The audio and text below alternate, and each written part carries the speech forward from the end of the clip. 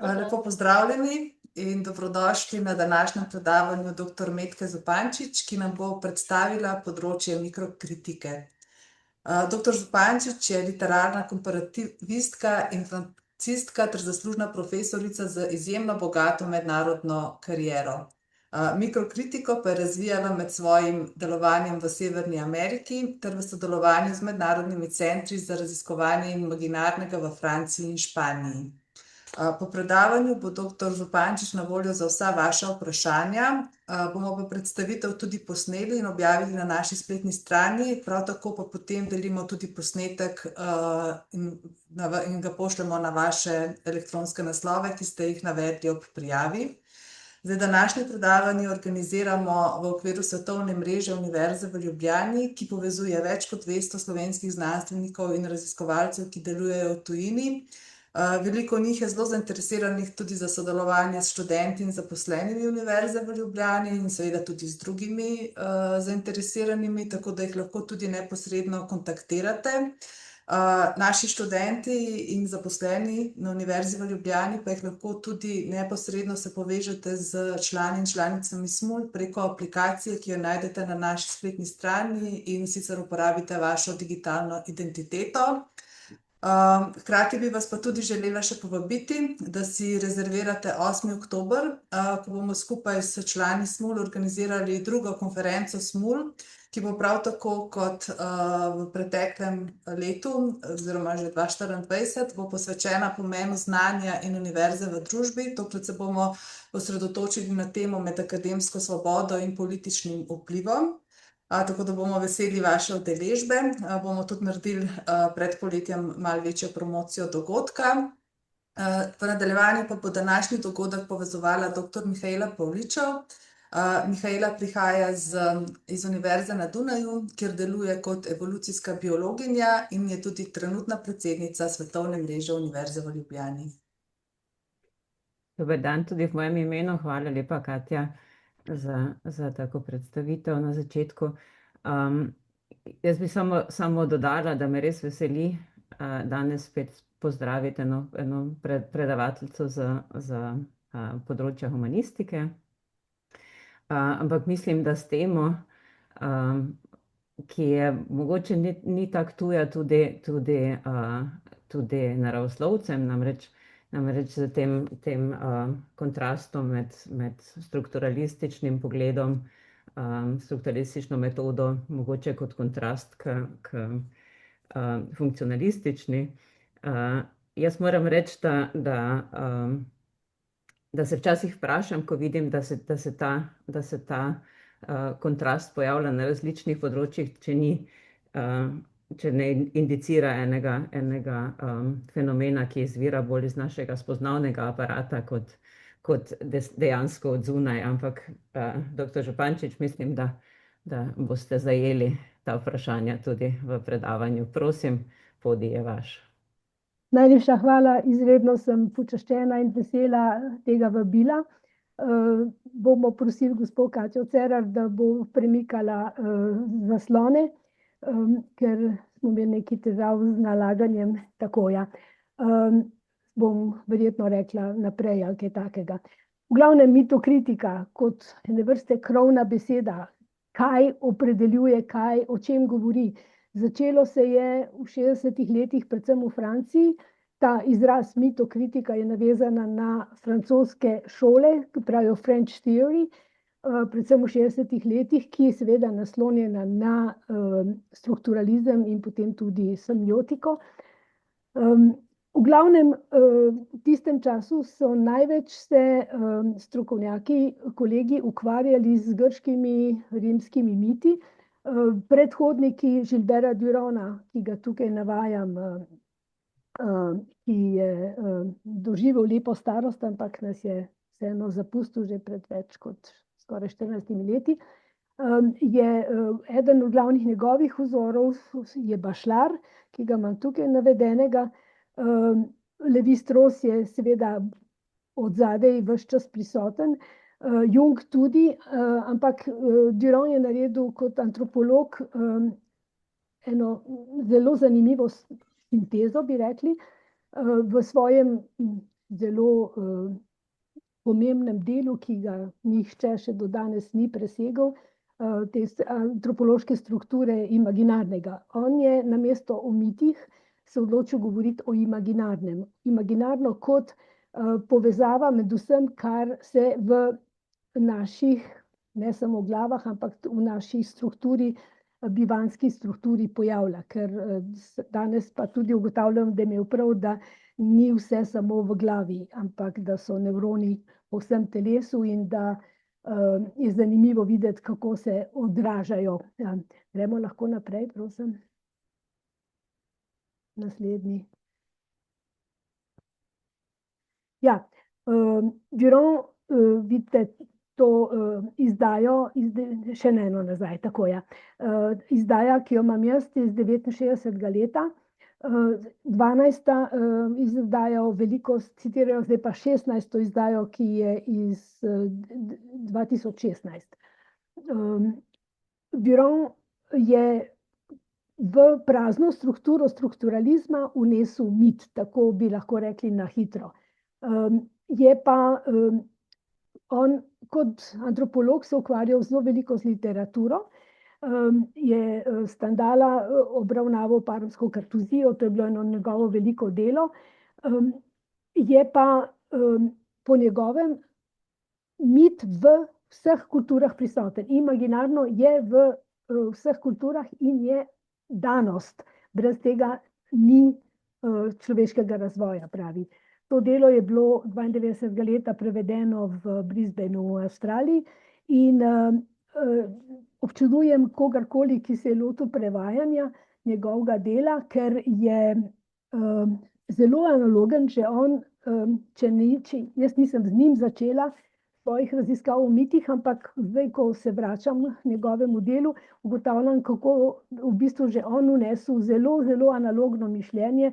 On preskakuje, začne z eno temo in ga potegne naprej in potem je treba mu slediti in je ogromno navedb tudi v opombah po črto in to je poseben način branja. Gremo lahko naprej, imamo samo 2 njegovi knjigi. V glavnem ogromno je objavljal in je vse, kar je v eni ali drugi knjigi objavil, se dopolnjuje s tistim, kar je potem rekel kdaj kasneje, tako da je v vsaki knjigi skoraj prisotna osnova in potem se še razgrajuje.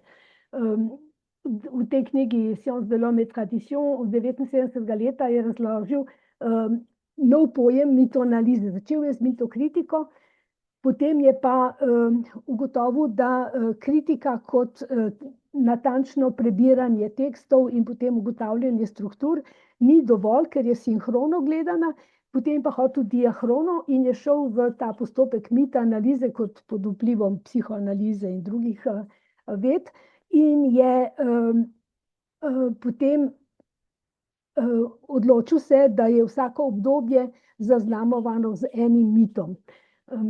V tem drugem delu Champ de l'imaginaire iz 96. leta pa razloži prav postopek od prvega srečanja z miti in kako jih potem razgradimo, zato da pridemo do modela mitoanalitične obravnave besedila. Če gremo naprej, bomo pogledali, kaj v bistvu zanj je imaginarno, imaginaire. Pravim, to je ves čas in mitokritika in imaginarno je krovni pojem. V bistvu je v 60. letih bilo zelo težko govoriti o mitih na drugačen način kot nekakšnega znanstvenega stališča. Predvsem kolonialnega bi lahko rekli. Francija kot velika kolonialna sila je imela dostop do svetovnih kultur na različne načine in je potem tudi začela na ta način obravnavati Lévi-Strauss z Brazilijo, z primitivnimi, kakor plemeni. Afrika je dajala ogromno možnosti za analizo. Je pa bistvo tega imaginarnega, da povezuje različne discipline. On kot antropolog je, sem rekla, tudi literat, psihologija, psihoanaliza Vendar je bil ves čas problem, ali gre v religiozno gledanje na stvari. Kaj je potem tisto, kar ga ustavi, ne? To je pač ves čas črta, na kateri se vsi lovimo. Bistvo imaginarnega je to, da so vedno prisotni miti, simboli in arhetipi, da se opredeljujejo vse človeštvo, da ne gre samo za literaturo, ampak za splošneje soumetnost in kulturo in tudi vsakodnevno življenje, če hočemo, ker vemo, da se nam miti pojavljajo ves čas in da z njimi živimo, bomo še malo o tem kaj rekli. In gre za to, kako se odzivamo na svet in na razmerje, na strahove, kako nam strah pred nečem pomaga ustvariti en poseben mit. Kot sem rekla, že z mitoanalizo so potem različna obdobja, kjer prevladuje Hermes, recimo po njegovem mnenju, po Durandovem mnenju v 19. stoletju. Meni se je zdelo, da je Hermes še zelo prisoten. Hermes kot, mislim, različne interpretacije so zmeri pri mitih, ni nikoli samo ene zgodbe, ampak Hermes je tisti, ki je sposoben hoditi med razsežnostmi, med dimenzijami.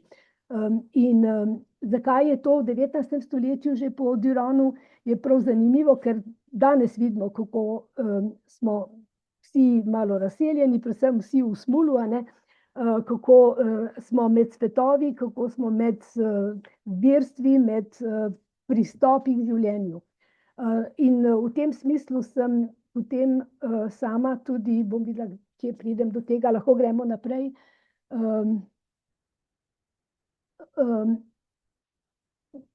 Bom še potem kasneje dala iz knjige, ki sem jo jaz urejala o Hermesu in Afroditi. Ampak bom začela mogoče tukaj, ker pravim, jaz sem danes zelo povezana z ljudmi, ki se ukvarjajo z mitokritiko. Začela sem pa sama, zato ker mi je tekst sam povedal, kako naj delam na njem. Ko sem raziskovala Nobelovca Clauda Simona, smo se dogovorili tudi na Filozofski fakulteti, kateri roman bi lahko bil primeren. Je on 81. leta objavil Georgike, jaz sem jih potem, ko je dobil Nobelovo nagrado, prevedla 86. leta kot Georgike. In ko vidite naslov, da ne bom predolgo se tukaj zaustavila, ampak je po mojem je zanimivo vedeti, tudi kako avtor novega romana, ali kot se pravijo moji študentje še iz Ljubljane, novega romana iz 70-ih, 80-ih let v Franciji, kako je v bistvu s tem, ko je dal naslov Georgike, se takoj povezal intertekstualno z Virgilom, ki je tudi napisal seveda Georgike. In v Georgikah je eden izmed osnovnih delov posvečen Orfeju in orfičnemu mitu. Ali je to vplivalo na Simona, ali je bilo kako drugače, ampak tukaj sem tudi navedla, da sem prvi doktorat delala iz drugega romana, iz njegovega zelo strukturalističnega romana, kjer sem pokazala, da se roman da povzeti kot trikotnik z očrtanim krogom in z vsemi tangentami. Tukaj je bila ena posebna zgodba, zakaj sem potem lahko delala drugi doktorat iz istega avtorja, ker so mi prvega v Ljubljani priznali kot magisterij. In potem je bilo treba, če sem hotela ostati na fakulteti, narediti drugi doktorat, to so bile dolge zgodbe. In mislim, danes bi tako rekla, kot sem sama tudi ugotavljala kot profesorica, da je včasih težko pustiti kandidatom, da delajo doktorat iz ne vem kakšne tematike, ki nam ni blizu. Glede na to, da je moja komisija prebrala moj prvi doktorat, se jim je zdelo, da lahko nadaljujem, ker je tukaj bilo ogromno gradiva.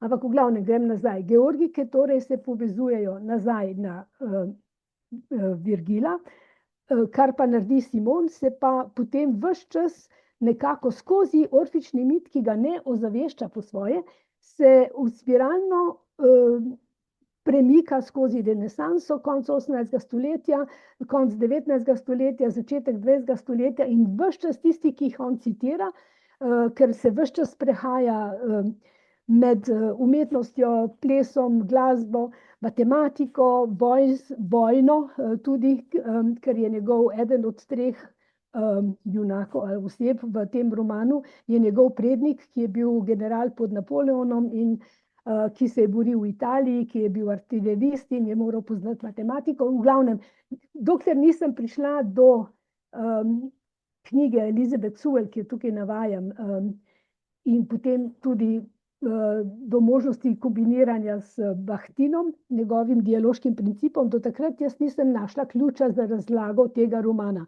In ta ključ mi je dala Elizabeth Sewell, ki je v svojem delu The Orphic Voice iz 60. leta, zdaj ponovno objavljena pred kratkim, je rekla, da je orfični mit vedno vezan na vse umetnosti, da je to celostni pristop in da je treba gledati na orfični mit prav iz tega zornega kota, da Orfej vse združuje. Kje je potem Orfej prisoten v tem romanu? Skozi Gluka, Orfejo iz konca 18. stoletja, ker se ves čas ponavlja refren Che farò senza Euridice. In to je takrat se zdel en pristop, ki je motil po svoje, zame je bil pa edin možni, ker sem šla v besedilo in mi je besedilo na en način povedalo, kako naj ga obravnavam. A gremo naprej mogoče?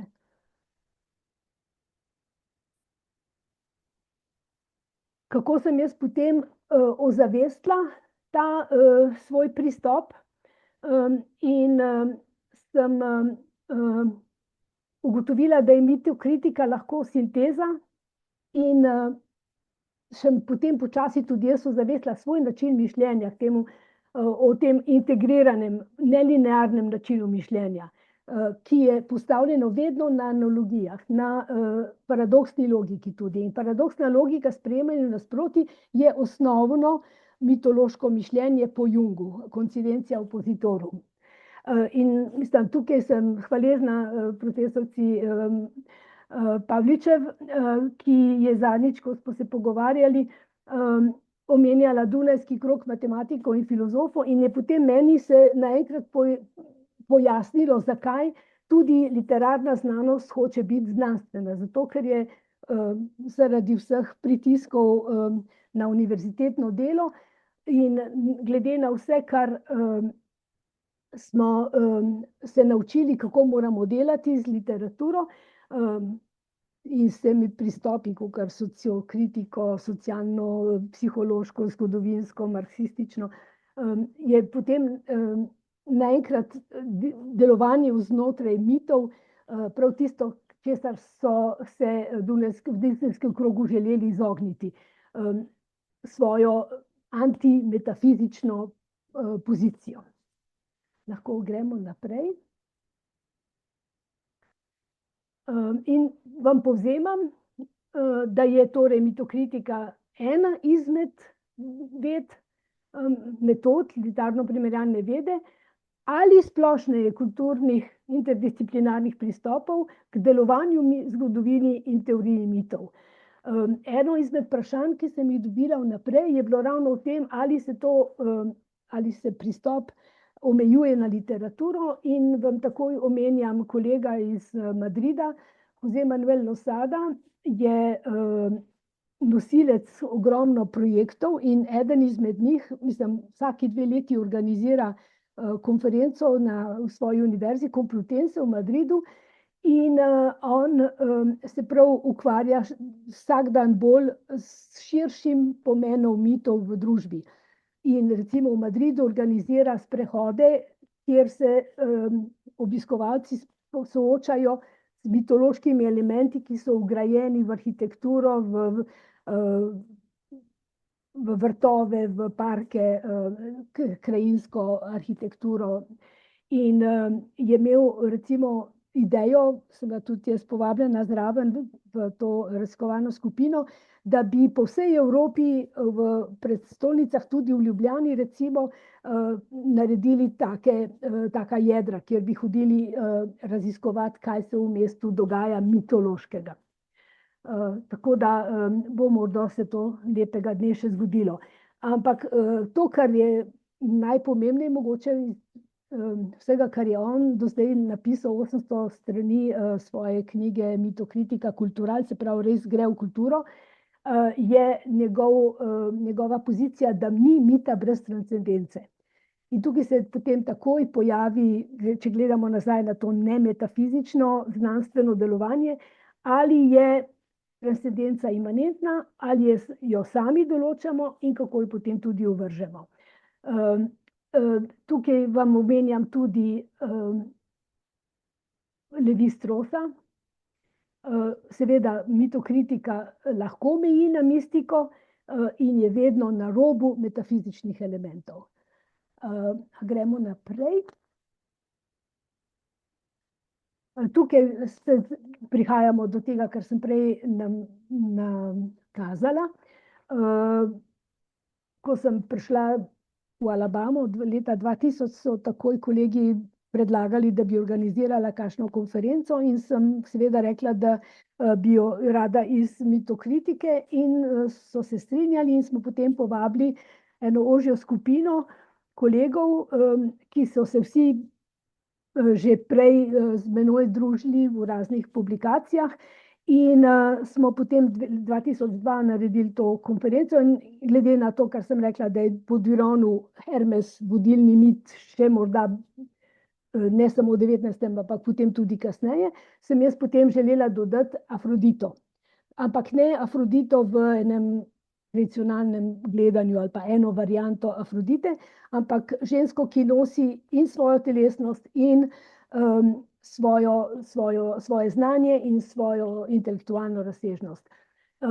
In sem ugotovila, ko sem pripravljala to predavanje, da je moja opredelitev iz te knjige, mita, iz te knjige morda zanimiva, ne? In jo bom prebrala na mite in mogoče gledati kot na sistem vrednot ali prepričanj. To je pomembno, sistem vrednot, s katerimi pojasnjujemo realnost kot sistem, ki se ves čas obnavlja, ki se mu podrejamo in ki upravlja z našim življenjem.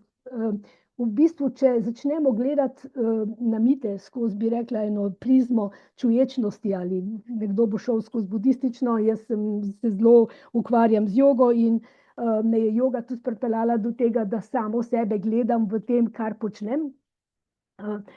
Sem ugotovila, da dejansko nas miti, da nas arhetipi opredeljujejo in da upravljajo, nadaljujem s tem citatom, upravljajo z našim vsakdanom, nedvomno ne dojemamo jih zavedno in nas torej vodijo na nezavedni ravni. In to je glavni problem vseh konfliktov na svetu, vnašamo oklepaje. In če nam uspe z distanco opazovati sile, ki uravnavajo naša življenja, se morda lahko zavemo, kolikšno oblast imajo nad nami te vrednote, kako zelo živa je njihova moč in njihova sposobnost, da nas zaščitijo, da nam pomagajo biti ustvarjalni, na manj prijetni ravni pa tudi, kako zelo si lahko z njimi škodujemo. In to je moj lastni prevod mojega teksta. In če gremo naprej, vidite naslovnico knjige.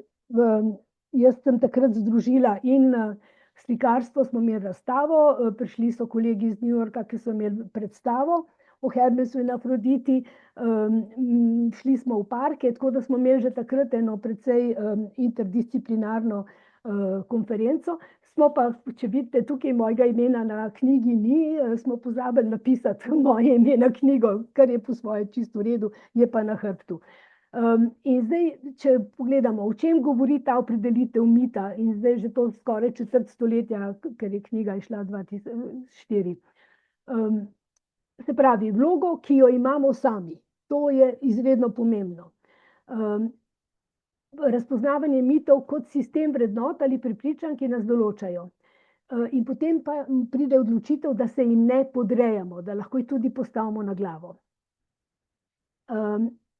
Zdaj, seveda, to, da govorim o mitih kot sistemu vrednot, ki nas opredeljujejo, je skoraj v nasprotju s tem, kar je danes tudi v slovenščini postala floskula. Nekaj je mit, ne pa realno. In mit kot laž, ne? Ampak tudi mit kot laž je mit, ne? Če lahko z tega stališča pogledamo na stvari, da se miti ves čas oblikujejo. Takoj, ko združujemo mitem, se pravi osnovno mitemsko, mitološko gradivo, arhetip in simbolnost. Takoj lahko iz teh treh enot naredimo nov mit. Zdaj je potem vprašanje, če pogledamo, da je mit zgodba, mitos v grščini je zgodba, kaj potem hočemo s to zgodbo doseči. Te različni novodobni New Age guruji, kot dr. Joe Dispenza, trdijo, ne, da so zgodbe tiste, ki nas opredeljuje tudi na telesni ravni in nas delajo bolne, če ostajamo v svojih zgodbah. In on pravi, pustite čustveno plat, ki je vedno vezana na zgodbo ob strani in če hočete se razviti na drugi ravni. No, in tukaj recimo on ne govori o demitizaciji, o razgraditvi, o dekonstrukciji, zato je pa francoska filozofija že od 60. leta naprej zagotovo govorila o dekonstrukciji, čeprav je ves čas oblikovala nove mite. To sem zdaj že pokrila, sem že malo prej omenjala tudi budizem in jogo. Če gremo naprej, je pa potem seveda veliko vprašanje, ali je človeštvo lahko brez zgodb, brez mitov. Ali je dejansko, tako kot pravi Durand, antropološko človeštvo opredeljeno, da ustvarja mite in da že potem tudi genetsko delujejo na nas. Seveda se potem, če se vrnem za trenutek k kolegi Joseju Manuelu Losadi, o transcendenci, se pravi, transcendenca je vedno tisto, kar je sveto. Ali je nekaj sveto samo po sebi, ali je sveto po naši opredelitvi. Bom vnesla tako eno anekdoto. Ko sem živela še v Kanadi, sem hodila tudi na jogo v ZDA in so me kolegi odpeljali s sabo in smo imeli stik z enim gurujem, ki so se mu ljudje metali pod noge. Jaz sem gledala to z veliko skepso in potem so že bili nekako namigi, da ima težave, da ga obtožujejo neprimernega obnašanja. Njemu se to ni zdelo nikoli neprimerno in se je potegnil ven iz te situacije na najboljši možen način zanj. Za druge, ki so bili njegove žrtve, mogoče manj. Ampak tisti hip, ko so dokazali, da on ni Bog, kot se je predstavljal, so zažgali njegov stolček, so potrgali z njegovega centra v Berkshireju. Vse tam pri Tanglewoodu je en jezuitski samostan, on predelal jogijski center. So potrgali vse njegove slike, so ostale na zidu bele lise ali pa sive lise.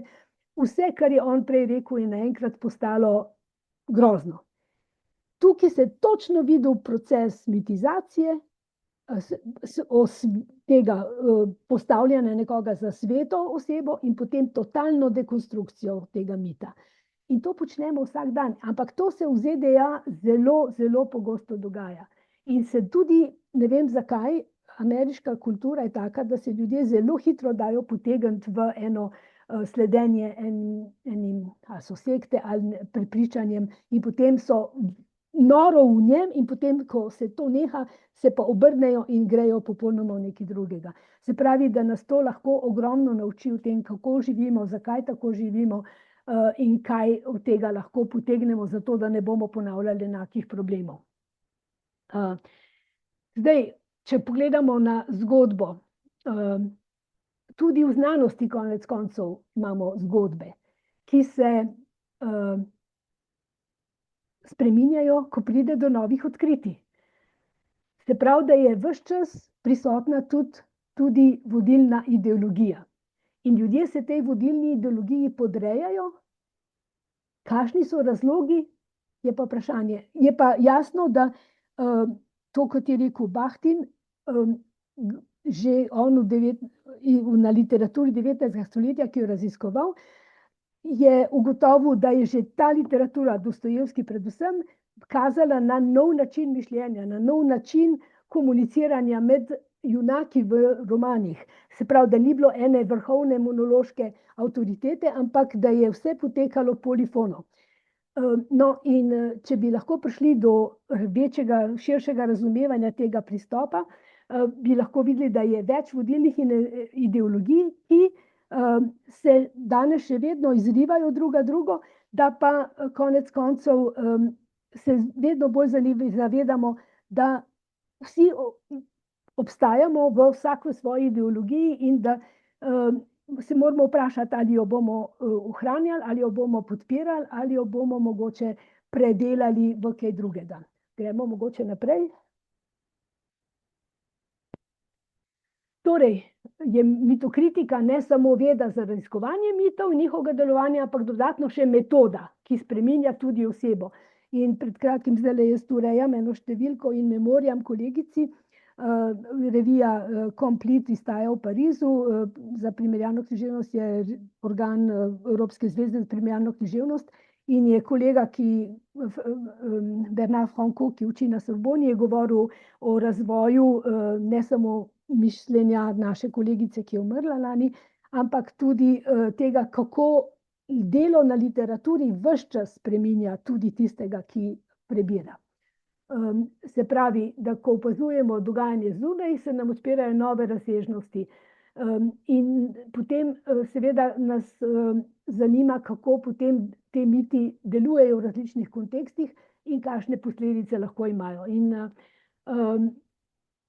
bom rekla, če spet se spomnimo na to mit kot laž, je Mircea Eliade že 63. leta in v angleščini in francoščini objavil svojo knjigo Aspect du mythe, ki so bile prevedeni kot Myth and Reality, in v srbščini je bilo prevedeno kot Mit iz bilja, se pravi isti princip, ali je mit realnost ali ni.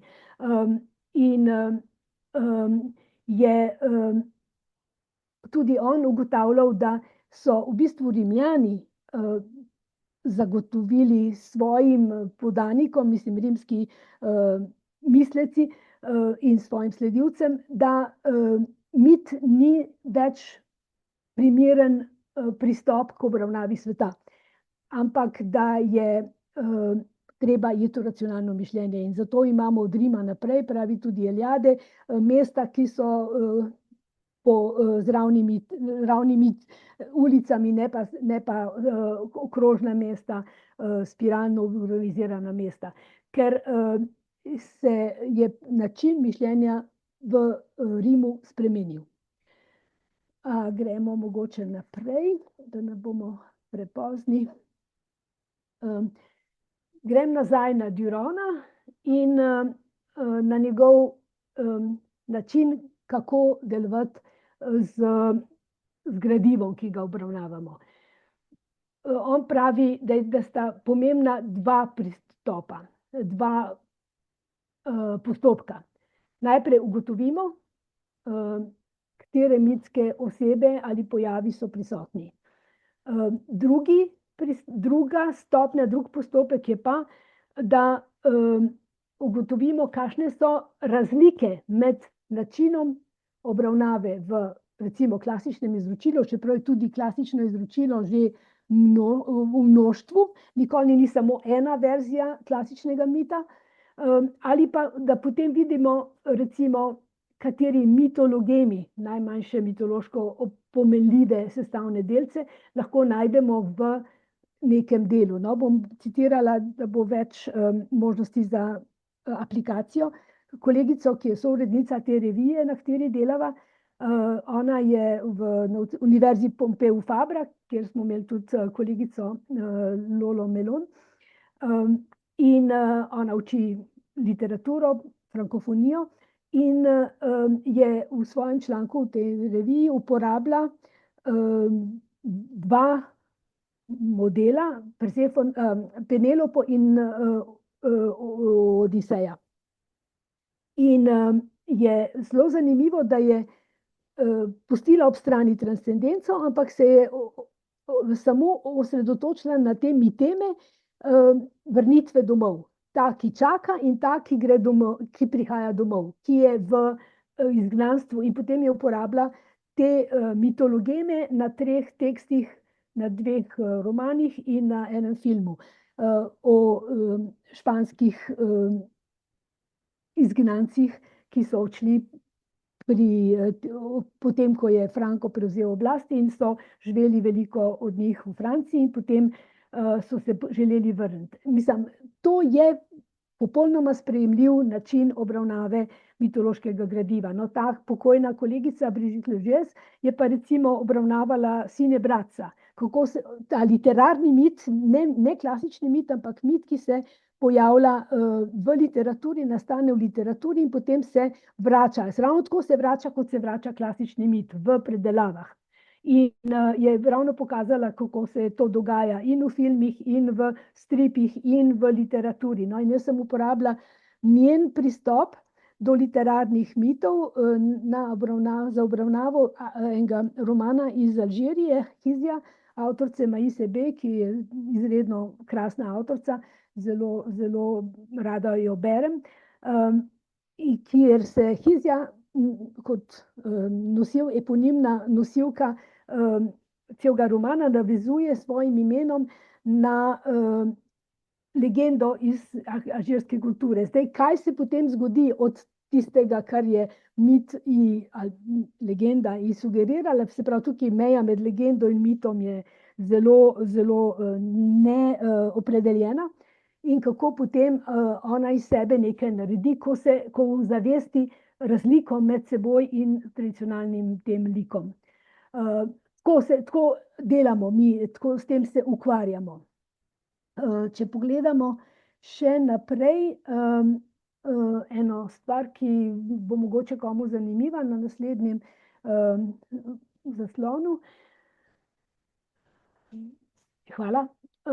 Je v primerjalni književnosti moj članek iz leta 2018 o mitokritiki in tu povzemam ravno to vprašanje znanstvene ali racionalistično usmerjene metode, kako obravnavati mite, kako povezati vse razne discipline, kako zajeti na primeren način nove oblike umetniškega izražanja in kako se potem tukaj pojavljajo tudi tehnološki dosežki. In eno izmed vprašanj je bilo tudi o umetni inteligenci kot o novi mitologiji. In seveda, tukaj, če grem nazaj na prejšnje ideje o transcendenci, o svetem, za koliko ljudi poznate, ki so tako vezani na umetno inteligenco, da verjamejo samo tistemu, kar jim ChatGPT pove.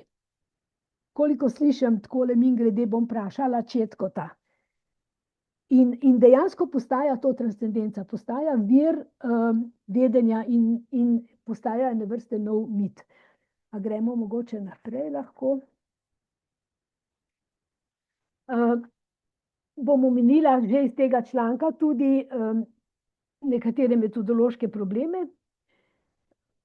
Claude Lévi-Strauss, absolutno predhodnik vsega, kar počnemo, in je v 40-50 letih potem dal vse možnosti, da se je razvila mitokritika, ampak je tudi on opozoril na metodo raziskovanja, da je nujna je drugačna povezava med opazovalci in opaženim. Med njima mora postati simbiotični odnos. In seveda potem, kot danes govorimo tudi v težkih znanostih ali pa v naravoslovju, ko naenkrat pogledamo en vzorec pod mikroskopom, se ta vzorec spremeni. Se pravi, da vzorec, ki ga mi v mitokritiki opazujemo, bo postal nekaj drugega. Ko mi začnemo raziskovati en mit, se nam razgradi tudi pri tem, ko ga samo ogledujemo. Se pravi, obravnavani material narekuje metodo in to je seveda v kompletnem nasprotju s kartezijanskimi pogledi, s paradigmo, empirični paradigmi tudi recimo Dunajskega kroga. Lahko gremo naprej.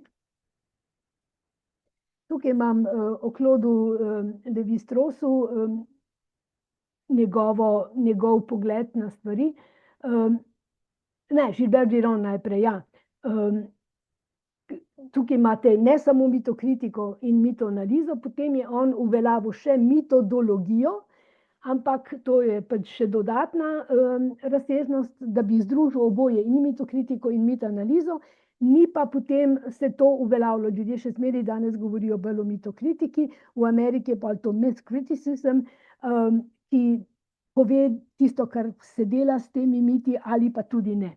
No, ampak da ne pozabimo na to, da je mit nekakšna matrica, ki zaznamuje vsakršno pripoved, literarno ali glasbeno, slikovno, scensko, njeno vsebino pa določajo sheme in arhetipi, ki jih nosi v sebi vsako človeško bitje. To sem povzela in prevedla. In no, tukaj spet govori o dveh postopkih in je ta prva bolj matematična, če hočete, potem pa ta dinamična, kjer je treba pogledati tudi na to, kako mi z intuicijo prepoznavamo te permutacije. Potem imam naslednje, pa potem Claude Lévi-Strauss, ali sem že preskočila.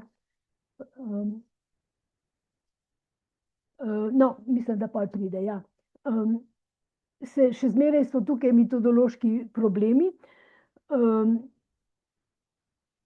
To smo že pogledali, gremo naprej potem. Ja. Aha, tukaj Claude Lévi-Strauss. Se pravi, da tudi on že sam vidi, da ni mogoče zožiti raziskavo mitov na kartezijansko načelo, drobitve težavnosti na toliko delcev, da jih potem lahko razrešimo, ko jih damo spet skupaj. In v bistvu je to, da analiza mitov nima končnega cilja, tudi ne skrite enotnosti. In to je v nasprotju bi rekli, s tem znanstvenim principom, da konec koncev, ko nekaj raziskujemo, hočemo priti do skrite enotnosti. Se pravi, enotnost v mitu je vedno hipotetična, v zmedi nasproti je vprašanje, do česa bomo prišli, kako bomo mi paradoksno logiko izravnali. Se pravi, kot sem tudi napisala že v tem članku, ali pa v bistvu sem prevedla en del Lévi-Straussovega dela Kuhano in Srovo, da je mit anaklastičen, da je znanost o mitih tudi anaklastična. Se pravi, da sta hkrati prisotna odbiti in lomljeni žarek, ali pa vsi lomljeni žarki in razbiti žarki. Se pravi, mitsko mišljenje ni nikoli dokončno. Mi prepodbujajo kolegi, ki delajo recimo v statistiki ali kjer druge, mi naredimo projekt, dokončamo, to smo naredili, zdaj gremo pa naprej. Kar se dogaja pri nas je to, da imamo eno literarno delo, s kateremu se lahko vračamo vedno, zato ker bomo mi s svojim notranjim dozorevanjem prišli do drugačnega pogleda in do drugačnih rezultatov. In pravi že Lévi-Strauss, ko posnemati spontano gibanje mitskega mišljenja, se je potem tudi njihovo raziskovalno prizadevanje moralo prilagoditi tem zahtevam. Zdaj pa lahko gremo naprej. Je pa pomembno tudi se lotiti vprašanja o obrobnosti mitokritike v literarnih kulturoloških vedah. Mislim, da je osnovni razlog prav to zavračanje metafizike. Jaz mislim, da sem tudi sama imela v nekaterih situacijah težave ravno zaradi tega, ker so me imeli za nekoga, ki je padel v mite in ki ne zna iz njih ven. Danes imam mogoče večjo distanco, ampak takrat, ko sem to delala bolj intenzivno, je bilo treba iti globoko v mite, da sem iz njih potegnila tisto, kar še danes stoji, no, bom rekla. In če iščem svoj glavni doprinos k mitokritiki, bi rekla, da gre za širše pojmovanje vpliva orfičnega mita na praktično vso zahodno kulturo. Zdaj, seveda, Orfeja imamo v eni zgodbi, potem so pa še dodatne dimenzije. Seveda, in tudi je nemogoče znanstveno dokazati, zakaj ima orfična figura še vedno tak vpliv. Če se vrnem k Elizabeth Sewell, ki me je zelo odločno opredelila, sem par leti lahko napisala, sem bila povabljena, da napišem knjižno oceno za te ponovne objave njenega dela 22. leta. In se mi zdi, da je to, kar smo do zdaj slišali, se lahko poveže v eno izjavo, da je mit v svoji narativi že metoda, ki določa, kako bomo nadaljevali svoje raziskovanje. In potem ima svoje stališče poudarjeno, da je vse učenje in vsa prizadevanja so v bistvu že mitologiziranja. In predvsem je pa najpomembneje to, da je v orfičnem mitu vedno prisotnih 5 tipov formalnih sistemov ali 5 tipov jezika. In slišimo recimo skladatelje, ki pravijo, da slišijo v glasbi, oni slišijo glasbo kot jezik. Slikarji slišijo sliko kot jezik. Poznam kolege, ki so matematiki in pravijo, da oni mislijo o matematičnih formulah. No, orfični mit pa nekako vse to združuje. In teh 5 tipov je bilo prisotnih pri Simonu in potem, karkoli sem obravnavala kasneje, takoj, ko je bil orfični mit prisoten, so bili vsi ti formalni sistemi prisotni. Lahko gremo naprej. Ja, povezuje jih pa seveda literatura, vsaj v tistih delih, ki jih mi imamo pred seboj, ki jih najprej obravnavamo, potem pa lahko ekstrapoliramo raziskovanje literarnih del tudi kot literarni teoretiki ali kot interdisciplinarni teoretiki. To je moja knjiga, ki je šla leta 2001 in združuje oba doktorata v bistvu, ker ko sem drugi doktorat dala v objavo in to takrat sem bila na tem, da grem v Kanado, sem že bila v Kanadi, pa še ne, smo ugotovili, da recenzentka te moje druge disertacije je ugotovila, da bi bilo zelo fino, da bi imela že prvo vključeno in da pokažem, kako je od strukture do mita kratka pot. Podnaslov te knjige je Od strukture do mita, ravno tako. In to, kar sem že omenila, je, da vodi Simona skozi ves roman Georgike, ta fraza Kefarov senza Euridice, in da bi pa on priznal, da je mogoče modern Orfik, to bi bilo pa zelo čudno, ker je ostal v tistem pogledu na literaturo, ki jo je imel že v 60-ih, 70-ih letih in se mu je zdelo, da pač piše tisto, kar mu narekuje ena splošna njegova zavest, povezovanje s splošno zavestjo. Če gremo naprej,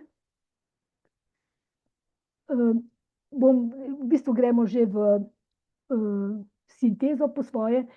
Vse variante mita so ves čas prisotne. Vse v mitih je tisto, kar opredeljuje vse drugo.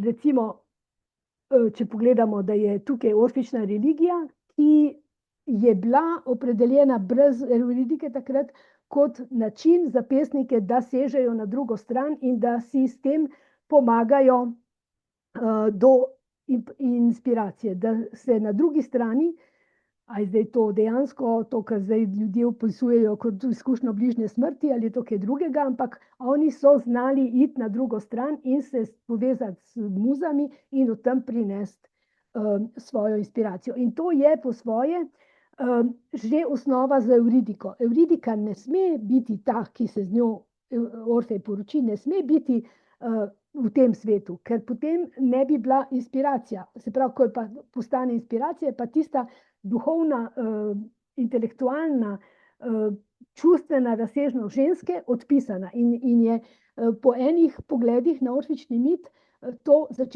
dejansko začetek patriarhata. In približno, recimo, če je res to 5. stoletje pred našim štetjem, takrat je Aeschyl, takrat so, mislim, vsi veliki tragediji so ravno govorili o tem. Aeschyl v Oresteji, ravno kar sem napisala en referat za to, na to temo, v povezavi z avtorico, o kateri bom še rekla kakšno besedo, Hélène Cixous, da je v 5. stoletju pred našim štetjem je patriarhat v grški kulturi že zelo absolutno prevladujoč. Zdaj, kaj se potem zgodi s tremi mitemi, Katabaza pot v podzemlje, Anabaza vrnitev iz podzemlja, ki je neuspešna, ki je tragična pri Orfeju, in potem Sparagmos, ko ga Orfeja bahantke raztrgajo. Se pravi, tukaj ženski in moški princip se popolnoma že v klasičnem mitu zelo sesuje. Tako da tukaj, že če gledamo klasični mit, lahko ogromno stvari ugotovimo. Danes ni brez razloga še danes ogromno raziskav na to temo, ki niso mitokritične, recimo so pa raziskave klasične filologije. Naslednjo, če pogledamo, je potem ravno zgodba o novi Evridiki, kaj se dogodi z Evridiko v današnjem času, z današnjo literaturo, se orfični mit spremeni ravno skozi Evridiko, če lahko gremo naprej. Ja, hvala.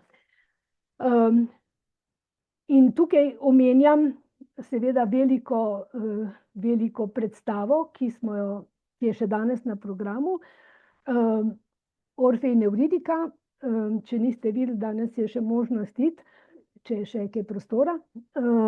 Urša Majcen kot avtorica besedila je seveda šla v ravno to, kar jaz govorim, da je orfični mit vedno interdisciplinaren. Sam tega niso poudarjali, čeprav so delali na ta način z glasbo. Seveda scena je slikarstvo, umetnost, matematika, glasba, matematika itak povezana. Recimo ona je uporabila mitem orfične katabaze, neuspešno Anabazo, Sparagmosa ni uporabila, je pa tudi v tej oddaji, ki je bila zadnjič na programu RTV-ja, je pa izjavila, da so te njene Evridike, kot jih prikaže, suvereni subjekti. Tukaj lahko naredimo celo teorijo o tem, ali je to lahko suvereni subjekt, če se odločijo te avtorice, ki jih vidi kot utelešenje Evridike, ki so se vse tri, Virginia Woolf, Sarah Kane in Sylvia Plath, ubile in hočejo ostati na drugi strani. Ali je to zdaj rešitev? Ali je to, da se gre iz te dimenzije v drugo dimenzijo, pa mogoče je rešitev. Če samo omenim, da smo pred skoraj 40 leti, 30 dobrimi leti že delali skupinsko na tem, da je Evridika lahko tudi suveren subjekt sama po sebi v tem svetu, ne pa odvisna od Orfeja. Tako da mislim, da bi bilo fino, če bi lahko se med seboj vsi, ki se s tem ukvarjamo, malo več pogovarjali. Ne, da. In v tej zadnji knjigi, ki smo jo ravno s to pokojno Brigitte Lajoie uredili, ženski mit in nevidnost telesa, se seveda navezuje na to nevidnost Evridike na drugi strani. Raziskave mitskih elementov v sodobni francoski in frankofoni ženski književnosti je pa to, kar me recimo danes zelo zanima. In zakaj potem raziskovanje predvsem del Hélène Cixous, in tukaj je ogromno podatkov, če boste potem si pogledali PowerPoint, boste imeli vse te podatke. Ona je zelo zanimiva zato, ker je medkulturna po svoji družinski zgodbi in medkulturna zato, ker je delala doktorat iz Joycea in jo zanima Amerika, jo zanima anglofoni svet in je pa izredno hermetična in je dokaz za to, kako se lahko iz ene avtorice današnji dela mit. Claude Simon je tisti marginalec, če zmeri. Tudi če je dobil Nobelovo nagrado, je on še vedno za happy few. Ljudje ga ne morejo brati. tudi Hélène Cixous ne morejo brati, samo da ima ona za sabo ves francoski feminizem, vso sodobno francosko filozofijo, prijateljstvo z Derridajem. Ona sama zase bi rekla prej, da je kot mitotvorka, da je prej dekonstrukcijska avtorica, ampak ona, ko dekonstruira klasičen mit, na novo ustvarja nove mite. Če gremo naprej, da ne bomo predolgo, pa da bomo še kaj časa za debato. Tukaj potem ravno govorim o tem, kako je ta ustvarjanje mitov lahko osebno, kako so v ZDA iz Hélène Cixous, Julije Kristeve in Lucie Irigaray naredili 3 boginje francoskega feminizma, ali je to bilo ali ni bilo. Potem je pa recimo zelo zanimivo, da je njen kultni esej, ki je dejansko postal kultni v teh krogih, Smeh Meduze, je recimo že s tem, kako je napisan naslov, problematičen iz različnih stališč. In tukaj imam potem celo misel razvito o tem, kaj je z meduzo in kako. Mislim, najbolj zanimivo zame je to, da v bistvu v tem eseju, ki je utemeljil žensko pisanje, écriture féminine, te meduze potem ni več omenjene, je samo v naslovu. In zakaj meduza? Tista, ki straši, ki nosi seboj ogromen naboj strahu pred žensko energijo. Tudi Linej, ko se je odločil, da bo te Citaceje imenoval meduza, je mislil na grško meduzo. Zraven je pa smeh. Smeh je pa antidota drugi strani smrti, strahu pred smrtjo. In na to recimo omenja, na to opozarja po svoje tudi Mirjam Drev svojo kritiko tega prevoda, ki ga je naredila Barbara Pogačnik. Gremo naprej. In je, mislim, to imam potem še 2 naprej, lahko gremo kar naprej, da ne bomo predolgo ostajali pri tem. Ona točno vidi, da je ta esej Hélène Cixous 75. leta naredil prelom z Zakonom očeta. Je pa zanimivo, da je ta esej bil naslednje leto, 76. leta, preveden v angleščino in je večina prevodov po celem svetu nastala iz angleškega prevoda. Tako da je tukaj precej problemov, ki jih lahko še naprej z mitokritiškega stališča obravnavamo. Lahko pa mislim, da gremo naprej, zato da bomo prišli do zaključka. Tukaj po svoje že spet odgovarjam na to vprašanje, ki sem ga vnaprej dobila. Kar zadeva umetno inteligenco, je pa ravno mreža raziskovanj v imaginarnem, ki jo je Duron postavil takrat v 60., 70. letih v Grenoblu, je malo razvodenela in je zdaj Jean-Jacques Vinon-Bourget s Corinom Brago, Jean-Jacques je v Franciji, Corin Braga je v Romuniji, sta postavila na novo ta mednarodni center ali centre za raziskavo imaginarnega. Jaz bom imela v arhetipih predavanje maja. In se tukaj zelo jasno kaže, da je vprašanje umetne inteligence zelo prisotno. Če gremo naprej, bomo imeli tudi eno sliko, to je bilo zadnje srečanje po Zoomu in sta 2 kolegici govorili ravno o umetni inteligenci in možnosti navezave na mite. In tukaj mislim, da lahko končamo s tem, da rečem, da imate potem ene par strani bibliografije za tiste, ki jih mogoče zanimajo podatki, pa potem lahko zdaj končamo s PowerPointom, pa gremo mogoče na kakšna vprašanja, če imamo še čas. Lepa hvala. Seveda imamo čas. In gotovo so vprašanja v publiki, prosim.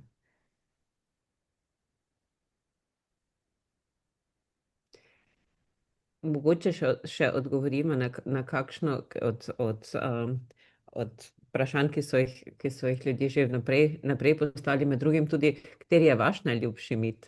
Aha, v bistvu so mi ljubi ženski miti, in bi rekla, seveda ostaja Orfej in Evridika, ostaja Orfej kot raziskovanje gradiva, s tem, da lahko gremo v intuicijo, da lahko iščemo razlage drugje.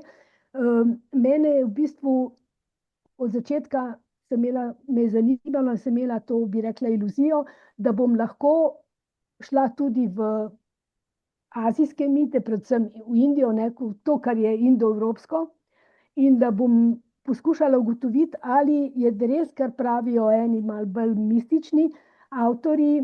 Šire je imel knjigo on je bil teozof, je imel knjigo o velikih iniciatih in je Orfej eden izmed njih. In on trdi, da je Orfej bil duhovni vodja, ki je šel iz keltske kulture čez celo Azijo v Indijo in da je prišel iz Indije nazaj. To so fascinantne stvari, ki jih zelo težko dokažemo, ampak je meni to neverjetno, da je potem v bistvu tudi orfični mit opredeljen delno že z indijsko mitologijo. Sem pa delala precej na indijskih mitih in skozi literaturo teh žensk, ki pišejo, res ženske avtorice, ki pišejo v angleščini, ker seveda je lažje, kot pa da bi brala kakršnekoli prevode, ki jih ni veliko. Ampak Chitra Banerjee Divakaruni, ona živi v Houstonu in se tudi poznava. Ona je recimo vzela mit Draupadi v Mahabharati in je napisala The Palace of Illusions roman, ki jo prikaže ves ta klasično epopejo, klasičen mit skozi njeno stališče. Potem ima pa še Forest of Enchantment, ki pa pokaže Sito iz Ramajane skozi njene oči. Tako da to me zanima, bolj kot en poseben mit me zanima, kako se ženske uveljavljajo danes v mitološki preobleki, ki je primernejša za današnji čas, tudi če so stari miti. Hvala lepa. Če so vprašanja, prosim, kar odprite mikrofon, mogoče gospa Banes. Ja, prosim. Kar odprite mikrofon. Tako. Se nanaša name. Vanessa Tako. Matajc, Ja. primerjalne književnosti. Profesorica Zupančič, iskreno se zahvaljujem za čudovito predavanje in takoj imam tudi eno vprašanje za vas.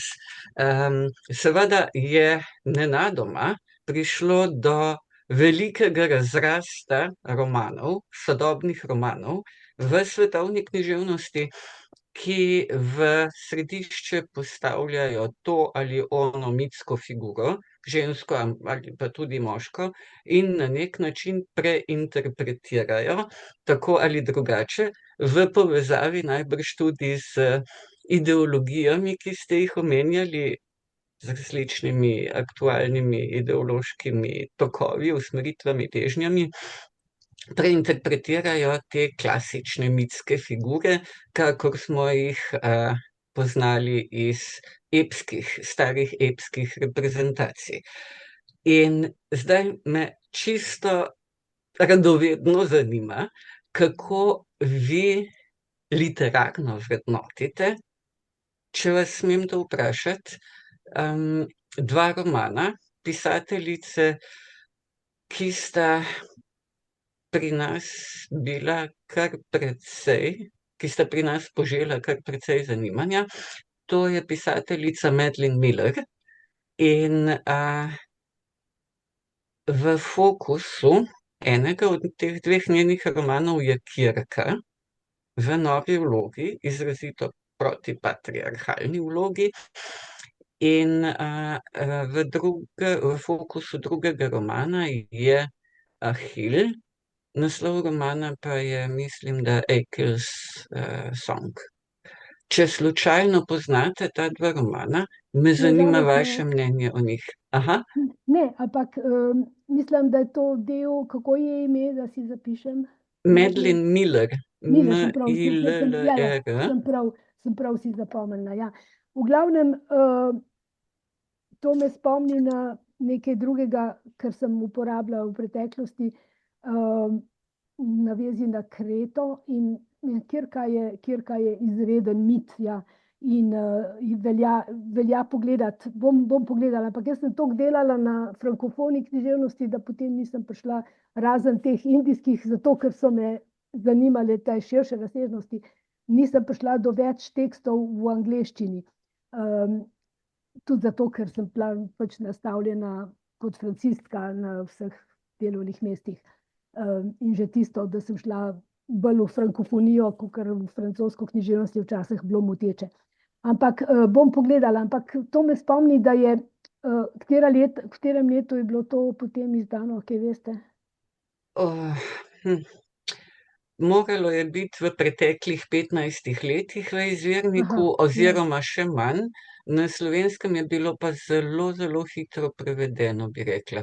Mislim, da sta v slovenščini romana zunaj do največ 7 let, nekaj takšnega. Jaz sem 17 leta prišla nazaj iz ZDA, ko sem se upokojila in tako to mi je vse zmanjkalo, ta dogajanja in spremljanje novitet mi je zmanjkalo. Bom pogledala vsekakor.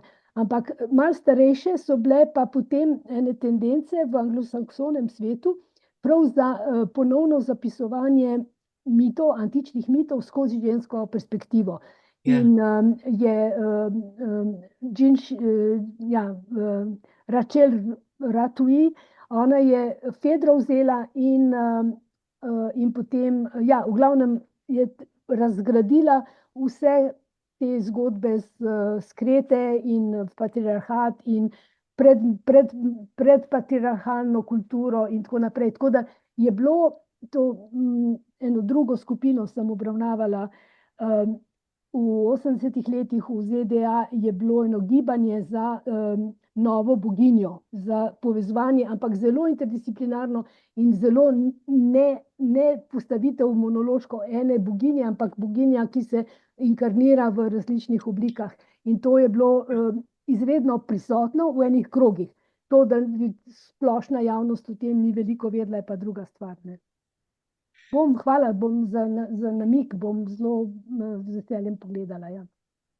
Hvala vam za ta komentar. V bistvu me je zanimalo zato, ker ne zdi se mi čudno, da sta ta dva romana šla mimo vas, ki imate ogromno prebranega, ker se mi zdi povezava z ideologijo tako močna, da to pač že vpliva potem tudi na intenziteto pripovedovanja, če se tako izrazim. Bom pogledala vsekakor, ja, hvala. Lepa hvala. Tudi imamo v chatu eno vprašanje, gospod Marko. Včeraj sem gledal predstavo Orfej in Evridika. Kakšen je vaš pogled na žensko vlogo kot tako v današnjem svetu? Zanima me tudi, kdaj v zgodovini se je zgodila prelomna točka, kjer se ženske ne želijo biti rešene in kako to vpliva na tradicionalno moško vlogo? Ogromno vprašanje, absolutno. Tukaj 3 knjige lahko iz tega napišemo, ne. Predvsem malo sem že povedala, ne, da v bistvu se mi zdi, da bi lahko se z Uršo Majcen usedli pa se pogovorili o tem, zakaj se njej zdijo njene Evridike skupaj s Perzefono, ki se tudi pojavi v predstavi, kot suvereni subjekti. Ali to pomeni, da ženska dejansko v tem svetu ne more priti do svoje prave besede? Pravim, edina, ki jo jaz poznam v vseh teh krogih, je Len Sixu, konec koncev. Ona je 37-letnik, ona še zmeraj 2-3 na leto naredi predavanje v živo ali pa včasih še po Zoomu zraven in njej ljudje sledijo in jo upoštevajo, čeprav jaz mislim, da je ne razumejo. Ker konec koncev to, kar ona pripoveduje, potrebuje ogromno procesa introspekcije in znanja. Ker ona se potem usede recimo na Kafko, pa potem primerja Kafko, ne vem, levo, desno, Ciorana in tako naprej. In potem bi moral človek to vse prebrati vnaprej in točno vedeti, v katero smer ona gre. Ampak ona je ena redkih, ki se je znala postaviti po robu in je, čeprav seveda bo še kdo rekel, ja, se si zaradi Derridaja toliko dosegla, pa ni res, ona je napisala čez 190 del. Kdo jo bere, je pa spet druga stvar. Tako da je vprašanje, Mislim, ker sem jaz bila, 28 let sem bila v Severni Ameriki, in sem mislila, da je to samo v Severni Ameriki, sem bila manj plačana kot moški. Absolutno manj plačana kot moški. Nikoli ne bi mogla upati na to, da bi imela približno tako plačo kot oni. To je ena stvar. Ko sem prišla nazaj v Slovenijo, sem videla, da je tukaj prav enaka pozicija do žensk, da še zmeraj ženske niso plačane enako kot moški, da še zmeraj ženske, da se vrača te mlajše generacije. To je še posebej zanimivo. Imam študentko iz Alabame, ki je mati 6 otrok. In začela sta z enim, sta izredno prijazen par, luštna živijo na deželi, sta bila ona dva homeschooled, sta doma imela vso izobrazbo do fakultete, sta se tako na fakulteti našla, sta videla, da gledata na svet enako in ona je v tisti ligi leče za dojenje, posojanje mleka drugim materam in tako naprej. Te matere so čisto drugačne in ona zdaj svojih 6 otrok doma šola. Kaj je zdaj s to žensko? Mislim, ona spet pade nazaj v eno tako vlogo. Pa sta prisrčna, ljubezniva, malo bi rekla, da tudi hočeta kakšno ideologijo drugim v glavo ubijati, ampak živijo na svojem posestvu, jejo svojo hrano, imajo svoje živali. A je to mogoče nov model? Kaj pa vemo. Ampak je pa mitologija, seveda je prepričanja so odzadaj. Je tukaj cel set ideologij, ki pogojujejo njihov način življenja. Vidim vse te mlajše, vsa dekleta, ki še zmeraj hočejo ugajati, ne vem komu, one sicer mislijo, da ni to zaradi moških, ampak te manija dolgih nog, dolgih trepalnic in tako naprej, komu hočejo ugajati in kaj je zdaj tisto, kar jih žene v to, da se pridružijo vsem tistim, ki se tako obnašajo, ki se tako obnašajo. Zelo težko bi rekla, da se je radikalno kaj spremenilo. Mislim, gremo v spiralno. Nekaj časa, se vidimo, kakšni so bili vsi problemi okoli splava v Evropi, v Ameriki, mislim, to pa še posebej spravim sama sreča, da sem zunaj teh let, ko bi lahko še imela težave. Ne moramo reči, da smo šli, linearnega časa itak ni več. Tudi v percepciji vidimo, da je nekaj bilo doseženo, na kar gre spirala v drugo smer in potem gre spet, malo se nekaj spremeni in potem se več spiral združuje in me prav zanima, kaj bo, če bomo še doživeli, kaj se bo zgodilo z mlajšimi ženskami v družbi. No? Prosim, gospa Šmit. Ja, hvala lepa. Metka, hvala. Mislim, jaz sem se zaradi tega, ker nisem imela nobene teoretične podlage glede mitokritike in res sem ogromno sem se naučila. Omenila si v zvezi s smehom Meduze, da je Mirjam Drev kritizirala prevod Barbare. Ne, ona je napisala kritiko v delu. Kritiko, okej, dobro. Hotela sem vedeti, v čem je vic, v čem bi bila ta razlika na pogledu ali kakorkoli že. Ker, mislim, to je prav, ta esej je bil objavljen 75. leta, potem je pa to zelo dolgo, šele 2000 pa nekaj je prevod išel v slovenščini. Ne? In Barbara, ne vem, jaz bi se lahko z njo pogovarjala tudi o tem, kaj je ona videla v tem mitu, ampak to je bila ena skupina feministična, ki je želela, da se to objavi. In mislim, predvsem je Mirjam Drev videla v tem prevodu, mislim, v tem delu, v tem eseju je videla prelom s patriarhatom. To je, ne? Da zdaj, kako se ta prelom vidi v eseju, seveda se vidi. In bom rekla, da je to eden najbolj berljivih esejev, ki jih je Siksu kdajkoli napisala. Se pravi, da se da razumeti, kaj pravzaprav hoče povedati. Ampak je pa zgrajeno na mitoloških postavkah, da bo mleko in med ženska literatura prinesla v splošno zavest. V tem pa ta écriture féminine, pisati iz telesa, pisati iz svoje čustvene telesne izkušnje.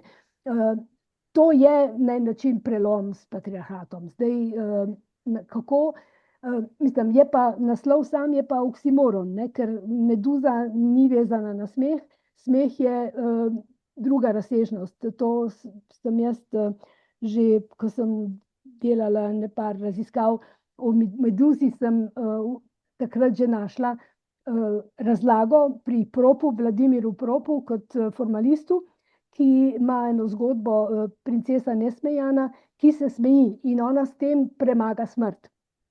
Se pravi, da rojenice se smejijo, ko pridejo na zibko. V peklu smeha ni. To so te postavke. Tako da meduza pa je tista, ki mora umreti, zato pa še ko umre, je še nevarna. Ne? Tako da zato je tukaj že v naslovu ena ogromna razsežnost. Ne vem, če sem ti odgovorila, Milena. Razen če gre za sarkastičen smeh, mogoče, ne, meduza vedno tako. Ja, lahko bi bil, ja, seveda, ja. Ne, ona je šla res v to pozitivno, ne, da gremo v valorizacijo ženske energije. No. Prav, 75. leta je to bilo sredi teh največjih gibanj francoskega feminizma. In takrat so tudi njej sledili, pa Antoinette Fouque kot ustanoviteljica Edition des Femmes sta bili zelo povezani in sta obe javno nastopali v obrambo ženski energiji. Ne. Zdaj pa vprašanje, bi rekla, da te, ki jih Urša Majcen predstavlja, so malo drugačne. Ne. To ni ista vrsta žensk. Se pravi, da je tukaj tudi več ideologij in več mitov. Še eno vprašanje imam tukaj v chatu. Gospa Kerneštrajn sprašuje, katere mite poleg orfičnega še tematizira in dekonstruira Helen Sius.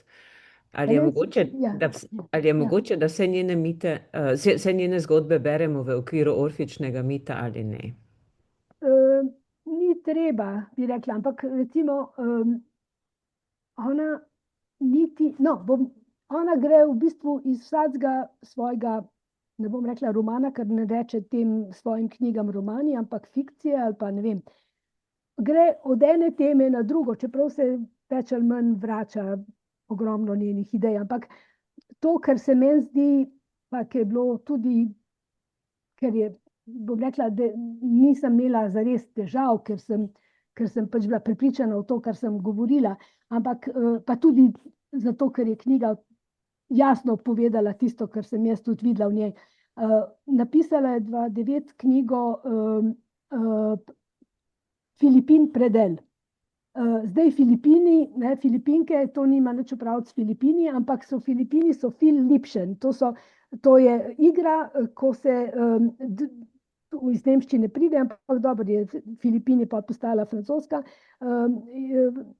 beseda, ko se igrajo iskati v mandeljnih dva dela. Če je v mandlju dvojček noter, potem to sta dva Fil Lipšen, ki se imata rada znotraj te mandorle.